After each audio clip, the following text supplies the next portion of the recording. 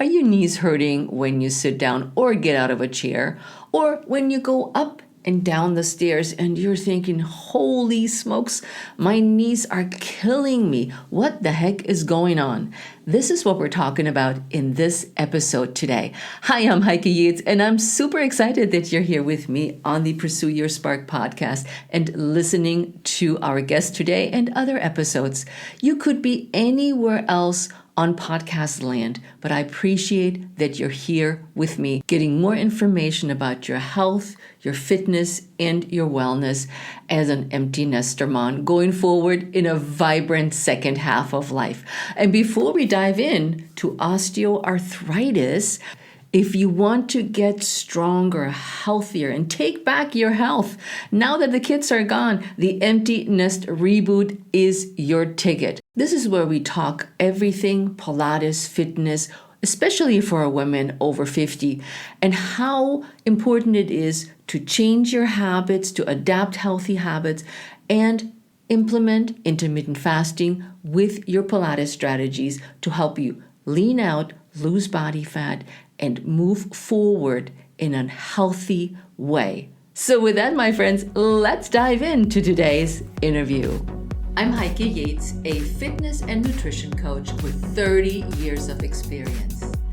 I empower empty nester moms over 50 to take back their health and strength to feel vibrant in their second half of life. Right now, you're joined by thousands of empty nester moms around the world who stop dimming their light and instead ignite their spark. On this podcast, I do what I do best, taking complicated information about fitness, nutrition, and mindset strategies and breaking it down into baby steps that are simple, actionable, and reliable so you can implement them into your life.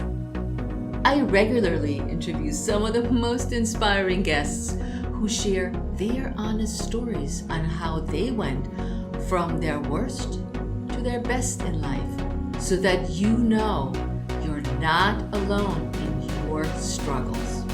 Join me as we redefine what aging looks and feels like by taking action and saying, yes, I can. This is the Pursue Your Spark podcast. Hi, everyone. I'm super excited for today's guest because she's talking about things that all of us over 50 are talking about. So our guest today is Dr. Alyssa Kuhn. She's a physical therapist and an osteoarthritis specialist. She's based in Sandy, Utah, and loves playing in the mountains. She founded Keep the Adventure Alive to break through the doom and gloom of osteoarthritis and bring a motivating perspective with the possibility of adventure, which I love, of course. Alyssa helps people all across the world find pain relief, regain confidence, and lead a very active life. Welcome to the show, Alyssa. Thank you so much for having me. Okay. Active life is written all over me as I'm a triathlete, and many of my friends are very active. And when I saw your Instagram account, I was immediately attracted to how educational and fun your posts and your reels are. And I thought, man, I got to follow this woman. She knows what she's talking about, and she is so personable and people understand her. And that's the one thing that through kind of my physical therapy career is that, it's all about connection and making things relatable to people. Because people go into doctor's appointments all the time and, they're told certain things and it may not register. They may not know where to start, or they may just be feeling very overwhelmed or frustrated with the condition. And there's not necessarily a connection there, which then can really start to impact treatments and how you go about just the diet and how you even feel about the diagnosis. So there's so much negativity around osteoarthritis, around arthritis and joint pain, especially as we get older, that that is what I'm trying to do, is kind of push through all of that to bring hope and optimism to people with this condition, because it's one of the most common conditions, but there's a lot of negativity out there. Now, before we dive into, what does playing in the mountains mean to you? So we moved out here to Utah about 2 years ago from the Midwest, where everything is flat. And since then, we've done so much hiking, because hiking wasn't something I did regularly. We've done a lot of road biking, and then also skiing. We've spent a lot of time skiing because we're pretty close to the ski resorts here. And I actually just switched from snowboarding when we moved here. So it's been amazing. Just all 4 seasons, you can do lots of different things in the mountains. Yeah, I love Utah. I went skiing there once before. So very awesome. It is awesome. Yes. So with that said, skiing is hard on your knees. And I want to know, how did you get interested in specifically working with people with arthritis? How did you get into the field? Start wherever you want. Okay, so I graduated from PT school, and in PT school, I had an opportunity to go to an independent living facility and lead a kind of non-traditional group exercise class, where I had just recently gotten my CrossFit level 1. And I mean, these people were probably average age of like 80, but it was independent living, so they could walk and things. And I was able to kind of lead this CrossFit style modified functional fitness class. And these people, I had to like stop some people from running, and we were jumping and doing all kinds of things. And then once I graduated, I started in home care. So I went to see people in their homes after total knee and hip replacements. And it was kind of the opposite. So I was seeing people in their 50s and their 60s that were either had osteoarthritis or were post-op from a joint replacement. But it was so different, the function of some of these people, and the fact that osteoarthritis had completely ruined their lives. Some people had moved out of their 2-story home into a 1-story home because of fear of stairs. And some people got joint replacements because they really thought that nothing else would work, and had never even tried exercise, or had never even tried some of the other lifestyle modifications that research is showing helps. So it was a very eye-opening, because I got to kind of see both sides of it. Like, okay, number one, just because you're older doesn't mean you have to sit down and, walk and that's it. That you can actually do things. And I mean, you might not want to run or jump, but that requires muscular power, which makes like getting up and down from a chair and things a lot easier. And then I got to the point where, one person that I saw, she was in her 60s and ended up going through 7 total joint replacement and revisions on one knee. And it had completely changed her life in a negative light. Now, obviously not all surgeries are going to end up like this, but a lot of people had no idea the recovery, had no idea that there were other options. And when you start looking online, surgery is kind of one of the big things that you just keep seeing over and over again. And so when I moved here, I actually started seeing I just was attracting people that had knee osteoarthritis, and it kind of changed the whole perspective, or the whole track of my business, because then I started getting great responses from people who were like, looking for hope and looking for a positive outlook on osteoarthritis, and then just kind of ran with it. Yeah. You made a good point about the comparison of the one group with the same condition is active, or as active as possible, where the others are just hopeless and sit there and don't want to move. The example with the house. I mean, I'm 61, so I do have arthritis, and we moved into our 1-story house for that reason, that as we hopefully age in our house, that we can avoid as many stairs as possible. But I have to be honest, I sometimes miss walking stairs, because I used to live in a townhouse. Yeah. And I was like, I need the stairs. Okay, let's go down to the laundry for the 20th time, just to get some stairs in. Exactly. And stairs can actually be a great exercise and can be a great way for single leg strength and things like that. But if your joints are ready for it and prepared, I know you do lots and are always posting lots of strength training and exercises and things. And so it's definitely if your joints are prepared, because if they're not and you have a lot of pain, it can make your life very, very limiting if you're not able to access parts of your home and things like that. So what is it what is osteoarthritis? And not, because sometimes I think that as we're in the business of health and fitness, we assume that people know what that is. Or the big looming words like, oh my God, I'm 60, I have osteoarthritis. Oh my God. What is osteoarthritis?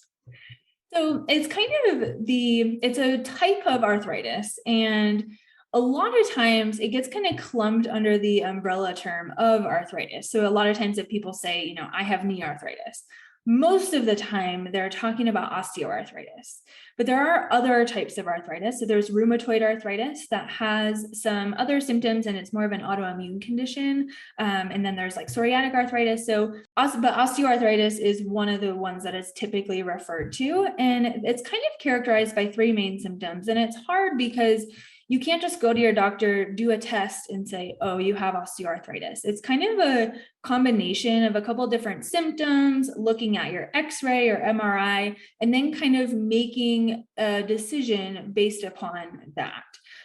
Some of the main symptoms of osteoarthritis are morning stiffness that resolves in about 10 to 30 minutes after movement. So after you get up and move around, usually it tends to dissipate. Stiffness after sitting or standing for a longer period of time, just being in one position. Joint pain can be a characteristic. Joint instability, so kind of feeling like your joint's going to give out or you're just not confident standing on one leg. And then there's also swelling that can happen as well. So if you notice knee swelling, primarily in the knee, but the thing of it is it's not necessarily all of these symptoms. You may only have a couple. You may have all of them. You may have some intermittently. You may have some flare-ups, but those are kind of the more hallmark symptoms of osteoarthritis. And like I said, it's also dependent on, they also use imaging. A lot of times it's X-ray or MRI to look at the space between your joints, the cartilage health, those types of things as well. And they take that into consideration with making an osteoarthritis diagnosis. What does osteo mean? Bone. Just bone. Mm-hmm. Bone, the arthritis in the bone. Just to break down this complicated word. Yes, that's a good question. I haven't really been asked that. So osteo means bone. And then the itis kind of means that swelling, inflammation. And I believe that the arth part refers to joint, because you have like arthralgia, which is like joint pain and, things like that. So that's the term, osteoarthritis. Oh, that's it. Thank you very much. I'm sure a lot of people don't know because there's all these complicated words that they're rarely ever explained, like in a doctor's office or anything like that. Yeah, it's oftentimes you just go to the doctor's office and then they do an X-ray and then they go, oh, yeah, you got arthritis.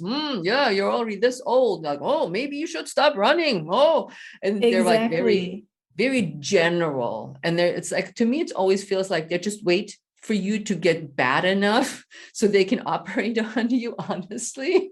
I had somebody recently, I was on the phone with someone and she basically said that she was told that come back to me when you just can't stand it anymore. And it's not necessarily like the fault of the doctors. Like not all doctors are bad and they're probably not out to, do a ton of surgeries or to, hope that you're in a lot of pain. Like I feel like a lot of times the intent is not nefarious, but I just think it's kind of the words that are used that maybe they don't necessarily realize what they're saying and what like certain words can have an impact on someone, or also just they don't have a lot of time. So it's like, we got to hurry up. We only have a couple minutes. I don't have time to necessarily explain what this is.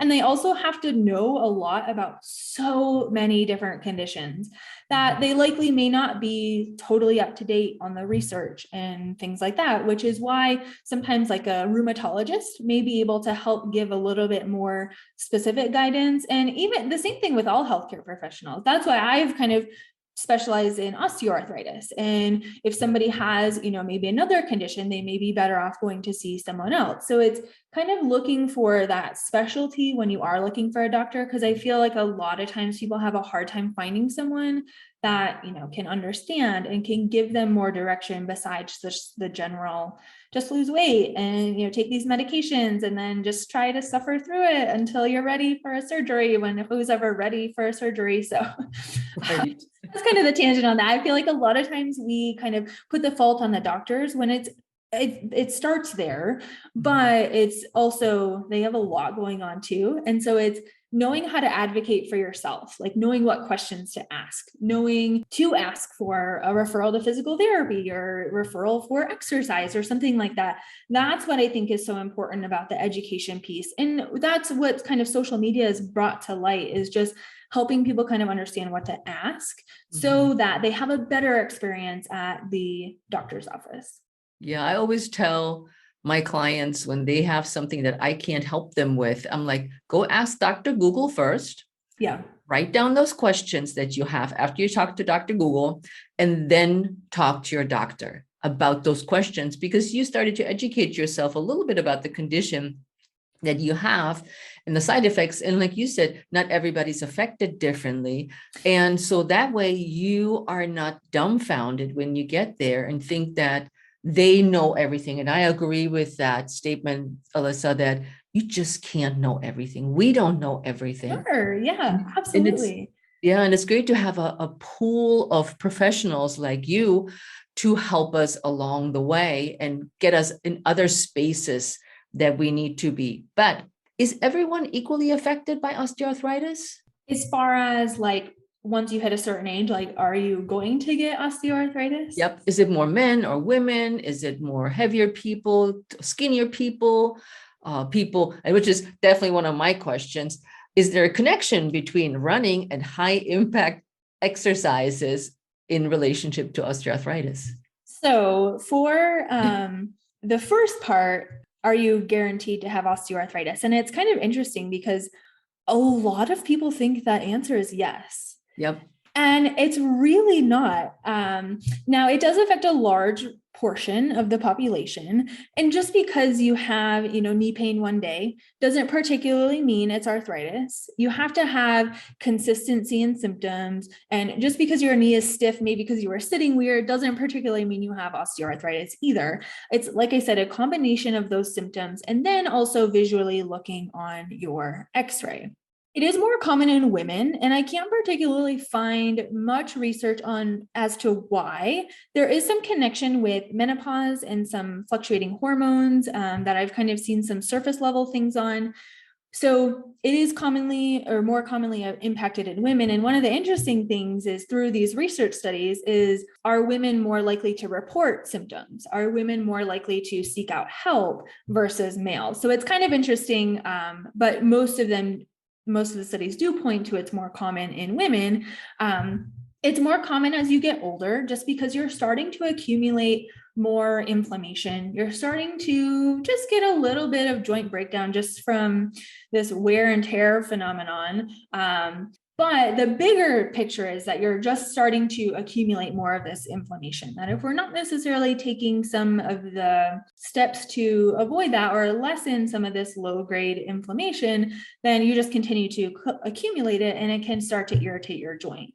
But I do want to normalize the fact that if you are under 50 and have been diagnosed with osteoarthritis, that it's not the end of the world. It doesn't mean that you're going to be hunched over and feeling like you're 90 at age 30 or 40, because I have a lot of people who come to me. And so if somebody's listening and maybe has a son or daughter or something that's been diagnosed, that it's not an old person's condition, and that things, as we learn more about the condition, people are being diagnosed early. And what's the good news about this is, since there is more information coming out, then there are things we can do. We know more about some of the treatments. We know more about how to prevent some of the progression. But I have a lot of people who are very, very scared at 20 and 30 that have been told they have osteoarthritis. Yeah, thank you for saying, it's not just an old people's disease. And it's honestly that it's just society has kind of made us think that way. And I mean, you Google osteoarthritis and the first couple of pictures are, someone that's 80, someone that's 90, and showing their hands and showing that they're sitting in a wheelchair. And that's just the picture that we see. Mm-hmm. Now, touching on the high impact things, I have a lot of people who are like, I just moved too much when I was younger. I did XYZ. I played this sport and that sport. So this is why I have arthritis. Now, there are some predisposing things like if we don't have like an adequate strength program when you're doing cross country, or in a lot of times like high school and things don't do a fabulous job of that.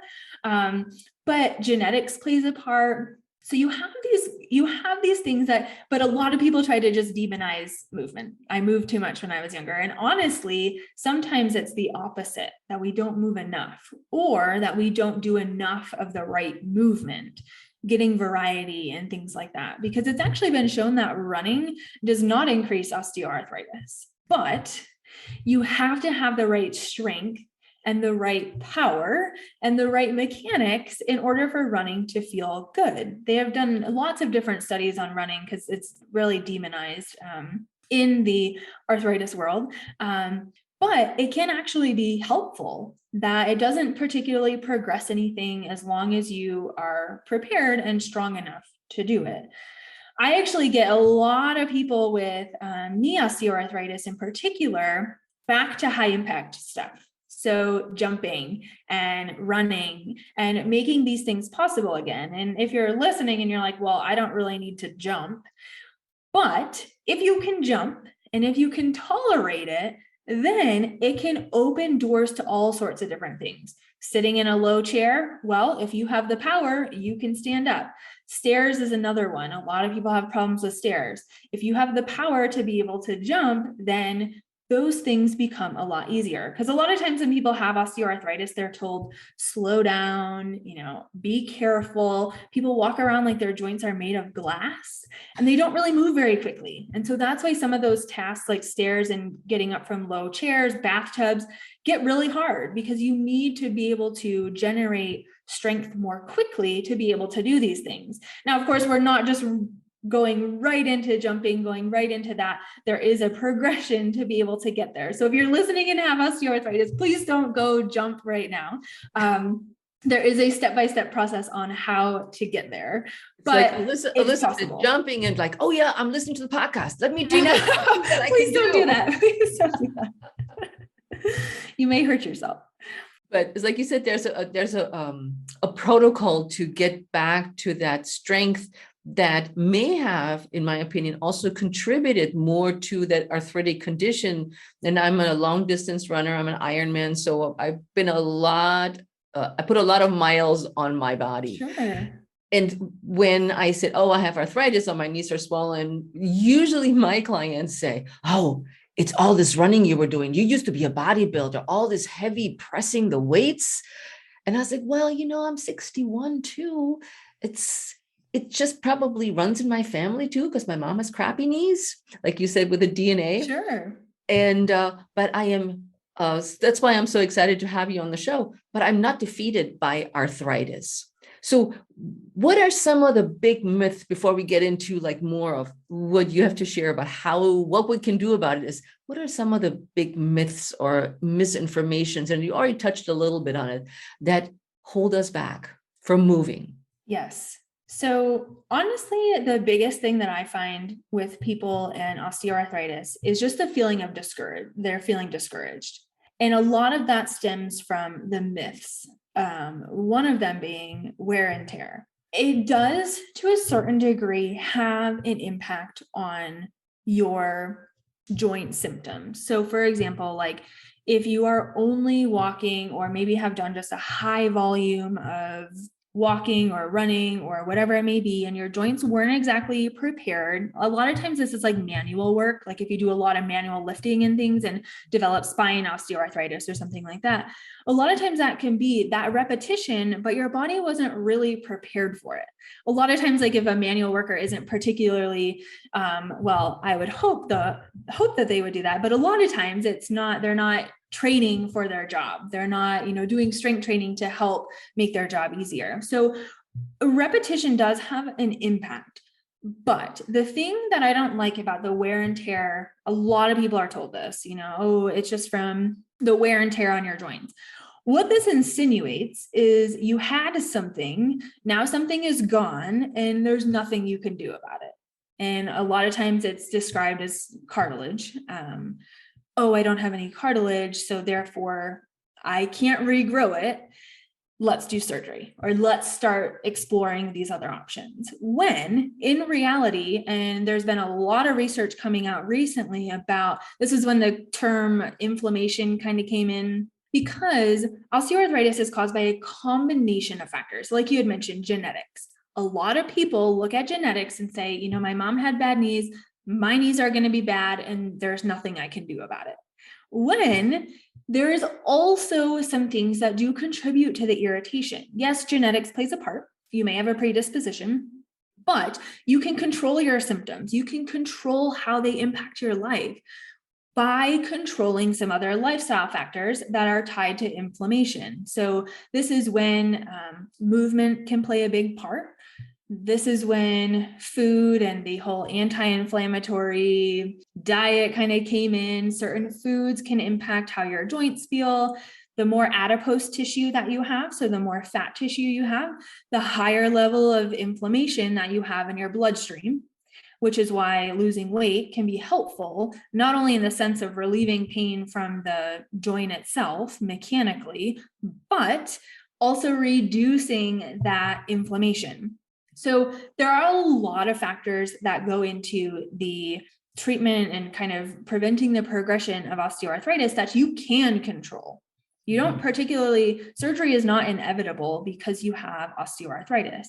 But if you're just kind of told this wear and tear mentality, like, oh, great, I have no cartilage, then that's it. I need a new knee or a new hip or whatever it may be. Also, the fact that you only have to do low impact exercise. I get a lot of people, especially kind of in the younger demographic, that say, I love doing CrossFit. I love doing Orange Theory, all of these kind of fitness trends that have become much more common. And I all of a sudden go into my doctor and I'm told I can never do any of that again, that I just need to walk. I have a lot of people who are into powerlifting. I have a lot of people who are into running. And it can be really, really discouraging to hear that. A lot of people that have kids and are like, I want to be able to, run with my kids or whatever it may be, that it is not solely just low impact exercise that you need to do, that you cannot do any high impact exercise. Again, you have to work hard to prepare your joints for it. But like I said, people have gotten back to running, people have gotten back to hiking and even skiing and all these activities. But the common denominator of they took action, that if you just kind of sit around and just kind of feel bad for yourself. And that's why I mentioned that it kind of stems from the doctor, because if you're told that, then you may not be seeking out other treatment options, or you may not be seeking out like how to make this possible. So that is another big one. I mean, again, people are discouraged. You're discouraged by hearing wear and tear. You're discouraged by hearing low impact. And a lot of times doctors and other healthcare professionals may not understand or may not be able to kind of see or empathize with the fact of how powerful these statements are. And so those are kind of the two big ones. There, of course, are many others, but it's the fact that, and also one I just want to briefly mention is losing weight's the only answer. A lot of people are told just lose weight. You can find osteoarthritis relief without losing 50 or 100 pounds, that you can start to find relief slowly. Of course, weight loss is going to help, but it's not the sole option. A lot of people spin their wheels and get stuck because I can't lose 50 pounds, so I'm not going to be able to find relief. There are ways to find relief. That I've had many overweight patients who have been able to find relief. And it's just the fact of, again, that common denominator of doing something about it. Yeah, you made a good point about somebody who is moving furniture for a living. Their needs are very different than if somebody sits on a desk all day having arthritis. And I always think we just recently got some chairs delivered, and these guys were big guys, and they usually wear a belt, which almost drives me crazy. I'm like, you need to strengthen your core, don't wear the belt. But if they lift every day for hours, heavy furniture around or whatever it may be, they're limited in what they can do. And I'm sure they're thinking too, you know what? Who needs strength training? I'm lifting heavy stuff all day. Exactly. And that's when form plays a big role, that even if you have a job that you have to lift or move things, that it's totally possible and totally doable. Our bodies are meant to move. It's just the fact of having proper form, like you had mentioned, and the less muscle support that you have, then the more stress that your joints are going to take. So that's kind of where we see some of that manual labor, or someone that's very active at work. Even walking is one of the things that if you do a lot of walking, but don't get much other variety in your movement, that can also lead to some knee swelling, knee pain, hip pain, all that sort of thing. So when we're looking at the condition as a whole, take me through an example of one of your clients that comes in with osteoarthritis that's not necessarily schlepping furniture, and it's not necessarily 100 years old, somewhere in our age demographics, that comes in and says, man, I'm active.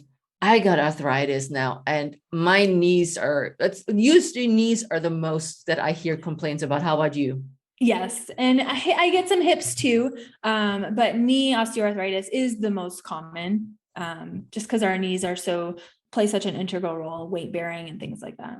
So give us an example of a client that you can think of that says, here I am, Alyssa, fix me. Yes. So I actually had a client and she was actually here in Utah, who was big into hiking, big into backpacking, and just a recreational runner. She wasn't running too often, but really liked as part of the stress relief and things like that. She started to notice knee pain. And this knee pain, of course, as we kind of go through, we tend to kind of ignore it first, like, oh, I maybe just did something, I hope it goes away, but it didn't go away. It kept persisting and started to impact her sleep. And she was even having a hard time going up and down just a few stairs to her home, and just kind of walking around her home. She just didn't feel great. So she went to the doctor, got an x-ray, diagnosed with knee osteoarthritis. And she was in, I think, late 40s, which was like, oh my goodness. Again, kind of this older person condition stereotype that, wow, I have this right now. What can I do? And she actually described it as feeling like a stab to the heart, because she saw in her future that I can't hike anymore. I can't backpack anymore. I'm not going to be able to camp or do all these things that you can do in Utah. And so we met. And first, it's just kind of figuring out what is aggravating your joints, what is making them mad. I always kind of use this reference because it's kind of easy to conceptualize. There are things that are making your joint mad, whether it's how you're moving, how often you're moving, all kinds of things play into it, what foods you're eating, how you're sleeping. Again, it's a lot of different things at once, which can be overwhelming because you're like, okay, well, where do I start? But so we started with the movement piece. We also talked a lot about what's okay, like the appropriate pain levels. This type of pain is okay. This type of pain is your joint saying, hi, you need to change something. I do not like this. Whereas kind of the lower levels of pain, like, hey, I'm a little bit uncomfortable. I'm not sure about this, but we're going to give it a try. So we talk through some of these things because it's not all just about movement. It's not all just about, finding these pain relieving tactics. First, you have to understand why they work. If I give someone an exercise, and if she had no idea, if she thought that exercise made things worse and we automatically just went to exercise, likely she probably would not adhere to that. She would not be very motivated to try because of that hesitancy. And that's what I find a lot of times is missing, that kind of first education piece. Like, this is why exercise works. This is why certain foods work. This is why weight loss works, et cetera, et cetera. We do a lot with that. And then we moved into some movements. I always try at the first couple of sessions or in the first part of a program that I have, Finding movements that make you feel good. Because the second you can get someone with osteoarthritis to say, wow, I can actually do this, I can actually move and not flare up my pain, that is when the door swings open. Instead, if we had started with squats and they hurt, we had started with, lunges and they hurt, we had started with all this, then that door is just cementing shut. So it's kind of finding, and there is definitely an art of finding the right movements, starting out with the right things that then can swing that door open. We moved into some weight training. We actually moved into some jumping, some running, short distance. And the thing of it is this is not particularly like a 3-week process. As much as I would love it to be, I do want everyone to understand that this is like 3 to 6 months of consistency. This is continued consistency, essentially for the rest of your life. But if it makes you feel good, that can be really motivating. And so you're not dreading this certain program or these certain movements. So we kind of move through that progression. We master the body weight things, we add some weight to it, different movements, and then we start to add in some higher impact, some speed work, and then start to move into some things like she wanted to get back to running. So we worked on that, but it's also kind of more sport specific, whether it's tennis or something like that. But that's kind of the progression of first understanding why these things work and why your pain is happening, and then moving through some of these pain relieving tactics and then making it consistent. That's kind of the three-step process that we usually go through. Yeah. I like the idea of, I'm a big believer in cross training. And yes, especially for you being a triathlete. And that's actually why I started triathlon, because my knees, after being an ultra runner, just my knees were getting tired all the time. I can imagine, I said, I need to offset with a little bit of biking, a little bit of swimming, and it makes such a difference when you do different things. And when clients come to me for Pilates, they're like, oh, I could do Pilates every day. I'm like, no, you're not. First off, you'll be bored. Second off, you're doing the same movements after a while over and over, because there's only 500 movements, general number. But at some point, you'll do the same thing over and over. You need to do something different. You need to do weights. You need to do body weight, like you suggested. Sure. And different core exercises other than what's in the Pilates repertoire. But so the cross training aspect is very appealing to me from all the things that you're saying, to help with balance, as you mentioned, help with the strength around the joint, thinking of how you can stabilize the knee the best. Absolutely. And that's one of the things I also find that a lot of people are led to believe that like walking is the only exercise to do, or that it's the only safe thing to do. Mm-hmm. And we live our lives in a forward direction. Anywhere you go, we're likely moving forwards. And then you add walking as exercise on top of that, you may get quite a bit of repetition moving forwards. But there are muscles that control sideways. There are muscles that control backwards. And I talk about variety a lot just because it's so simple to add into your day. And it makes a lot of sense, just because if you're moving in the same direction over and over and over again, you're going to irritate certain parts of the joint, certain muscles, which then can lead to more pain, more stiffness. But if we start to incorporate other muscles, and this is especially important with hip arthritis, because your hip has the front, the side, and the back. But if we're only moving in that forward direction, the front gets a lot of work, but the side and back, not so much.